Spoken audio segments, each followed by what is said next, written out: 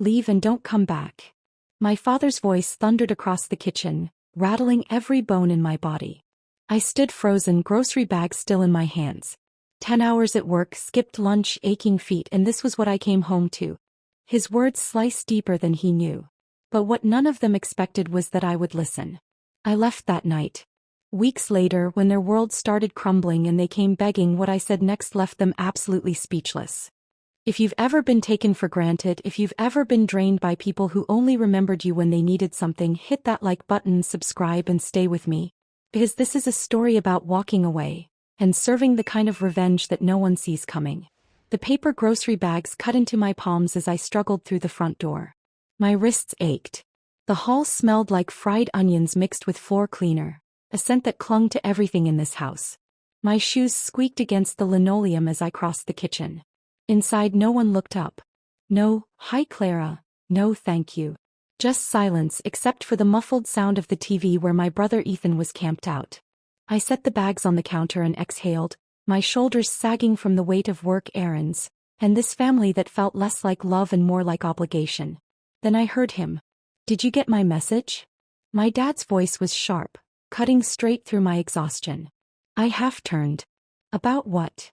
"Gerald." My father stepped into the kitchen, arms crossed, lips pressed tight. His expression said this was already a trial and I was the defendant. "Your mother and I have been talking," he started. "If you won't step up and contribute more, maybe you don't belong here at all." First I thought I misheard. "Step up?" My chest tightened. I already pay the mortgage," I said quietly. "The utilities. Groceries. Almost everything." From the living room, Ethan called out without even looking away from the TV. "She acts like she's doing us a favor or something." The casual dismissal made my blood run hot. My fingers clenched the edge of the grocery bag until the crackers inside nearly spilled out. But I didn't raise my voice. I didn't cry. I pulled the folded receipt from my pocket, staring at the numbers. $164.89. Today's groceries. For them. "I'm not acting," I said softly. "I've actually been doing." Dad's jaw tensed. "Don't get dramatic." That was when Mom appeared, arms folded across her chest like a judge delivering a sentence. "We just want everyone to do their part, Clara." My laugh came out hollow. "I've done more than my part." "Then why does it still feel like you're holding back?" she shot back. Something in me cracked. My chest turned to stone. I dropped the bag onto the counter with a dull thud. "I just got off work," I said slowly. "But fine. You want more?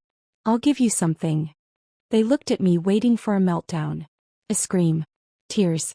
Instead, I walked to the front door, pulled it open, and before stepping out I said quietly, "Then this house no longer has a daughter named Clara." The door shut behind me. My feet carried me forward before my mind could second-guess. Growing up, I was raised to believe that being dependable meant being loved.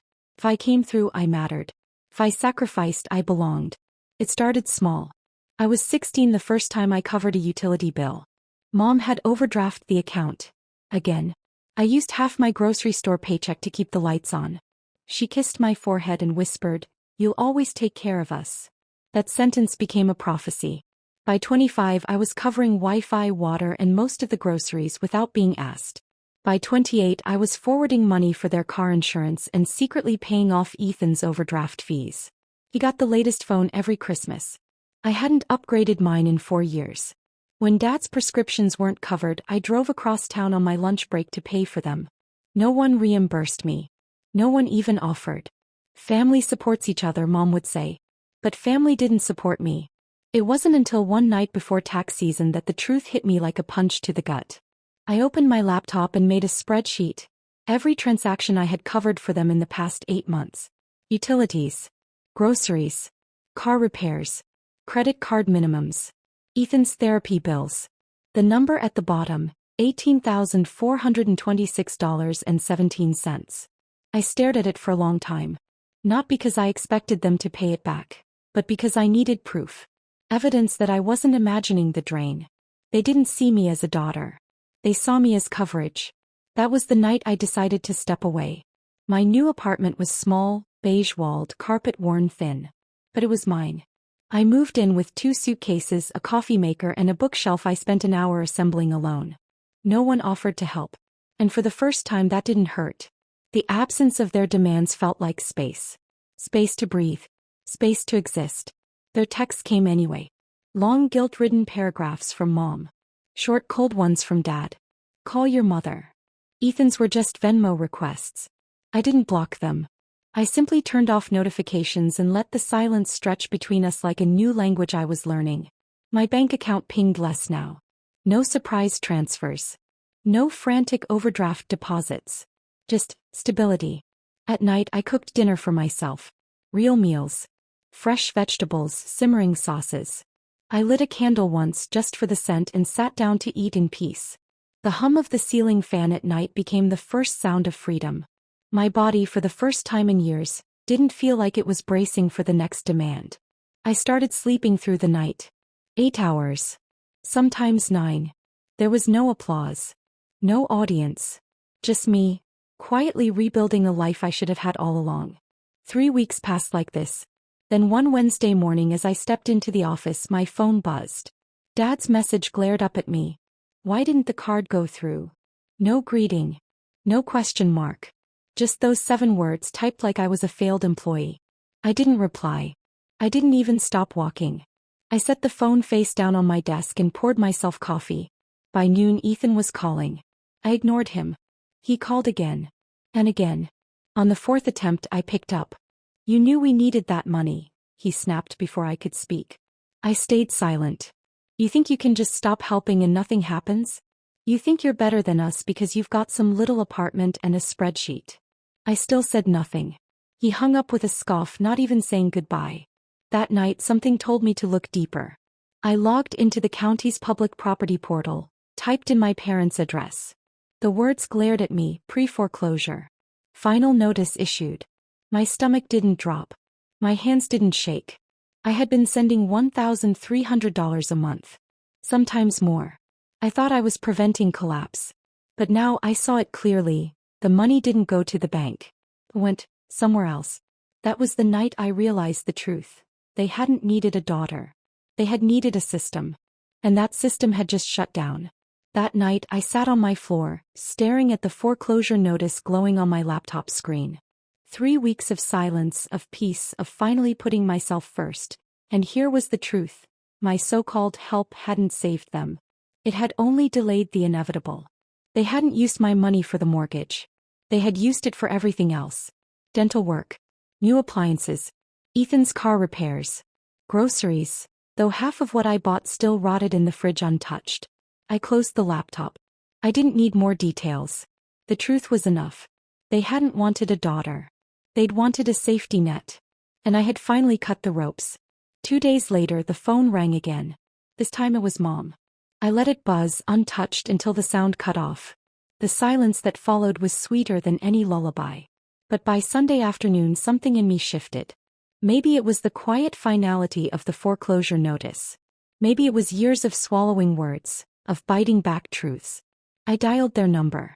It rang twice. Hello. Mom's voice was stretched sweet, like honey laced with guilt. Put me on speaker, I said. Pause. Then the soft beep as the line clicked over. In the background I could hear the creak of Dad's kitchen chair. The hiss of a soda can opening. Ethan mumbling something, pretending he'd been looking for jobs. I'm here, Dad said gruffly. Same, Ethan muttered. I inhaled once. Steady. Hold. Where did the money go? Silence. Then Mom's voice, feigning confusion. What money? The $1,300 I sent every month. For nearly a year. I checked the mortgage portal. The house is in foreclosure. So tell me, where did the money go? There was a cough. Baffle. Then excuses spilled like water from a cracked pipe. Your father had dental work, Mom said. Then the water heater broke. Ethan's car needed repairs. Groceries went up. It's just been overwhelming. Ethan's voice cut in, defensive. You act like we went on vacation or something. Stuff came up. We were gonna sort it out. It's not like we meant to deceive you, Dad added. Things just got ahead of us. I didn't yell. I didn't even sigh. My voice was flat, steady, sharper than any scream could have been. You never showed me a bill. Never asked if I could afford it. Never offered repayment. He just assumed I would cover it. Quietly. Clara, Mom started, her voice tightening. We're family. You shouldn't need a contract. And that's when it hit me. The thing I had known deep down for years. I didn't have a contract, I said softly. I didn't even have a seat at your table unless I brought something to it. The silence that followed was deafening. I've read your emails. Heard your voicemails. You've called me selfish. Dramatic. But I wasn't any of those things. I was your daughter. And you turned me into your donor. On the other end, Dad's voice came low, brittle. You don't understand, Clara. Without you, we're losing everything. I looked out my window at the tree swaying gently in front of my apartment. For the first time, I felt nothing but clarity. No, I said quietly. You lost everything the moment you started seeing me as a balance sheet. And with that, I pressed end. The call ended not with anger, not with hatred, just completion. When I set the phone down, I noticed the envelope still sitting on my desk. Their address on the corner. My name scribbled across the front. Inside was a final notice. Words like delinquent, default, eviction proceedings printed in bold black ink. My name wasn't on the deed. But still, the letter had found its way to me. Like they wanted me to feel one last tremor of guilt. I folded the paper once. Then again. And tore it neatly in half. Not out of rage. There was no rage left. Just understanding. This was never mine to carry.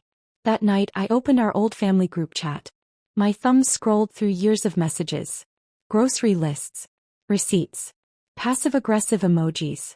Photos of birthday cakes I paid for, vacations I never took. Finally, I typed one sentence.